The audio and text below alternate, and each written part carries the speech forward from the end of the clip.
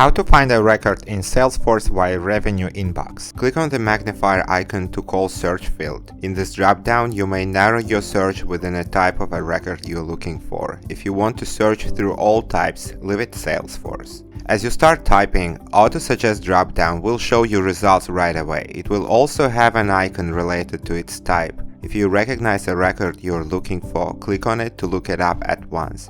Otherwise, press Enter to see search results. In the search results, you can click on the record name to see basic information in the drop-down panel. If you click on this icon, you can jump to the record directly in Salesforce or to its LinkedIn, if a record has LinkedIn ID populated in Salesforce. Options of quick links differ depends on what type of a record you're looking up. For example, if it's a lead type of a record, you may have direct link to company website or to profiles in other services. It's very convenient. Exit your search by clicking back down here.